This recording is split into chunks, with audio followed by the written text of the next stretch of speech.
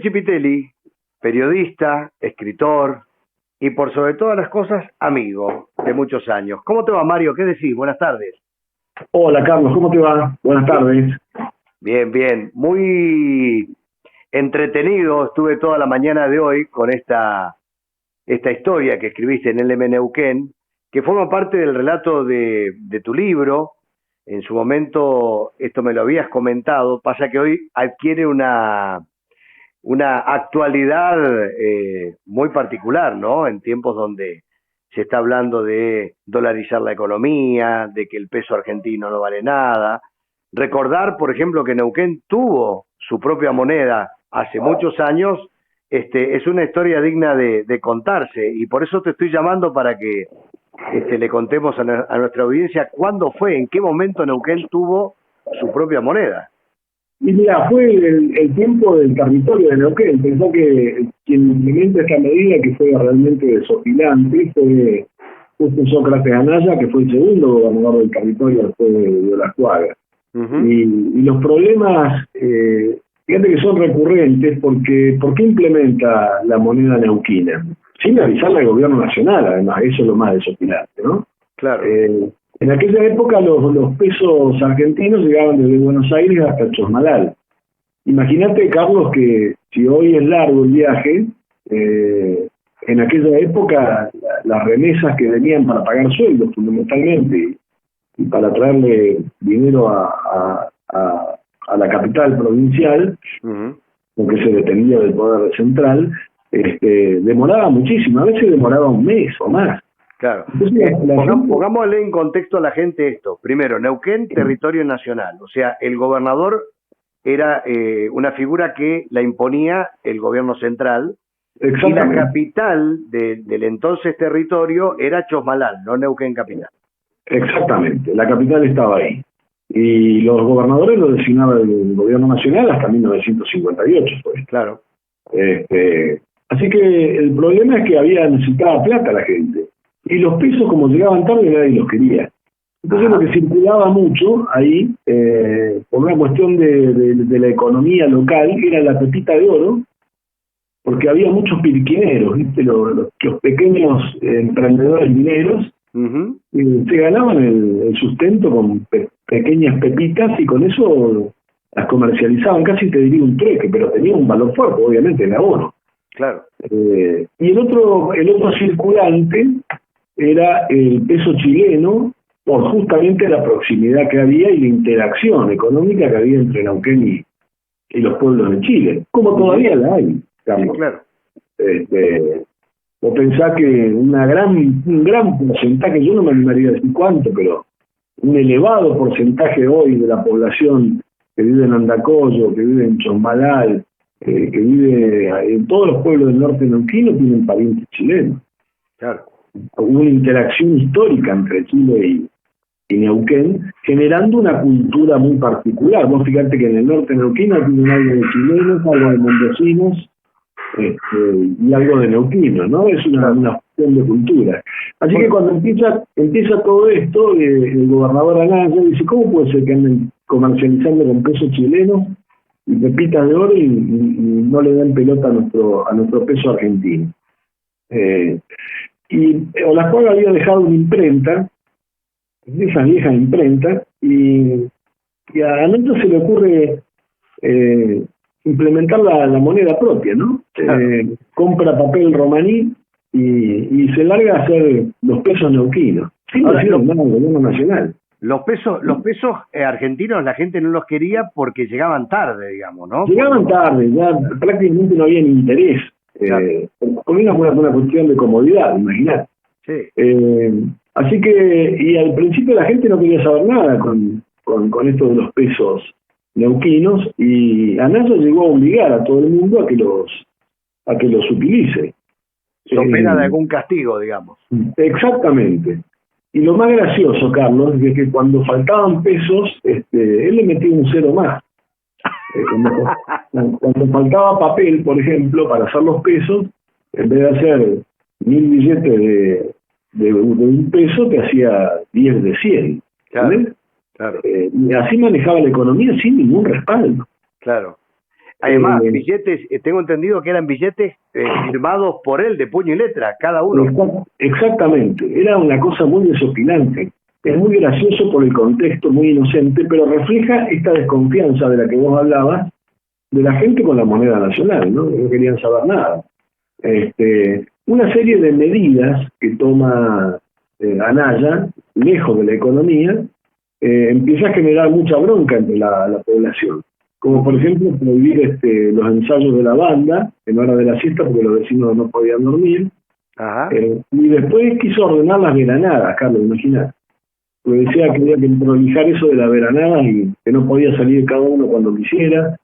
Y después puso una ley de marcas propia también, para los crianceros de ganado.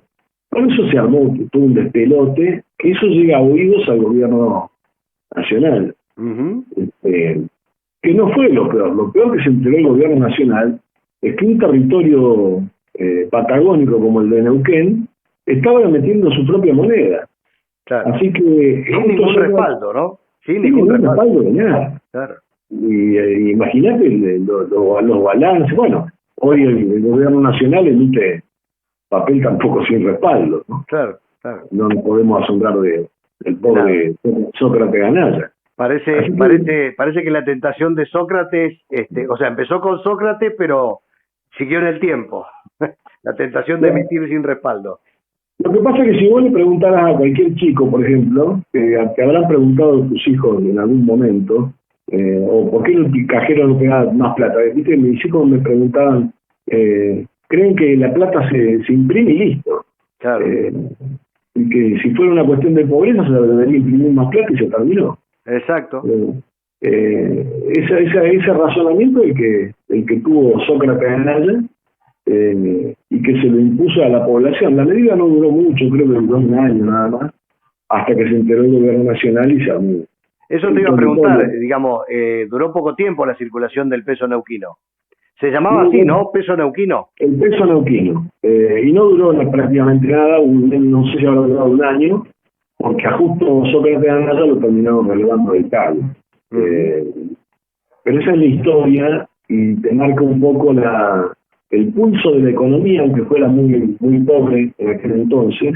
Te marca el pulso de la economía, que es la reacción, creo, natural que tienen los pueblos, ¿no? Cuando desconfían de algo, o no quieren algo, o no se sienten seguros con un valor, en este caso con una moneda nacional que llegaba tarde, y que todo el mundo la rechazaba, y el intercambio eran los pesos chilenos o las pepitas de oro, ocurren estas cuestiones, ¿no? Bueno, hoy tengo que decirte que la historia se repite, ¿no?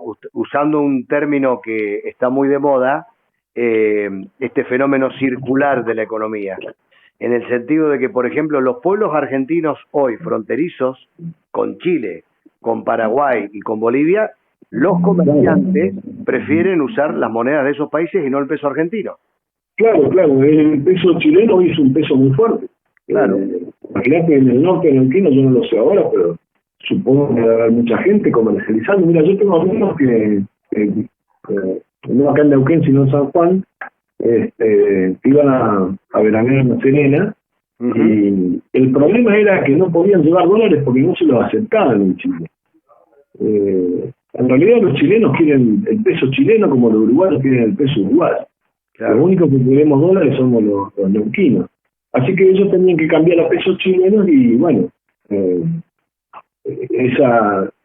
intercambio era una moneda fuerte, en este caso era el peso chileno. Claro. Y en la época esa era la pepita de oro, que era muy común que anduvieran los parroquianos con una bolsita chiquita y un montón de granitos de oro.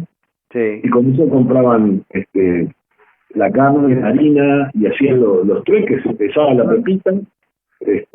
Y tenía un valor, obviamente, imagínate, hoy si andás con oro va a seguir teniendo el mismo valor. Ni más ni menos. La historia demuestra que efectivamente las monedas fuertes que sostuvieron en el tiempo y las monedas como la nuestra, que ya en esa época no se querían, se siguieron manteniendo exactamente igual. Exactamente. Exactamente en el paso del tiempo, no sé cuántos ceros ya ayuda para la cuenta, ¿no? No, y calculan que más de 16 por lo menos. Claro. Así que esa desconfianza está reflejada en esta anécdota que me parece que es muy linda. Sí. Es interesante conocer, Carlito, la historia económica de los pueblos. Algún día emplearemos en otro momento los intercambios de la sal, la ruta de la sal en el norte, la ruta de los cueros. La sal llegó a ser la moneda en muchos casos, de ahí viene la palabra salario, ¿no? Era la moneda de pago. Históricamente, en la historia de la humanidad, la sal fue la moneda de pago. Y la ruta de la sal, allá en el norte argentino, era muy fuerte antes de esto del peso, ¿no? Pero era la forma de intercambiar, de tener algo de valor para poder adquirir los bienes y por estas cuestiones. Ni más ni menos.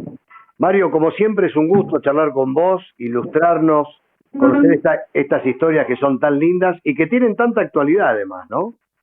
Sí. Siempre tienen la ciencia, estas historias neuquinas tan bonitas. Mira un detalle que te va a gustar mucho. Había un turco ahí en el norte que tenía un boliche y había comprado la primera vitola, ¿viste? Esa que la música. Sí. Y había cargado los costados para... Decían que hubieran dado la vista en que tener una computadora dentro del cono. Porque si no funcionaba. Así que esa fue la primera de las monedas que hubo en Neuquén, que es parte de este engaño del turco, que tenía esa vitrola y los paisanos tiraban la pepita, le daban vuelta a la manija y ahí funcionaba. No sabían que funcionaba igual sin la pepita, ¿no? Claro. Ese fue el gran engaño. Siempre aparece un turco en este tipo de negocios. Siempre. Cosas que también se han mantenido en el tiempo. Bueno, Mario querido, te mando un gran abrazo y seguramente la próxima charlaremos en el estudio, en el piso. Cuando quieras. Muchas gracias. Un abrazo, gracias a vos. Chao.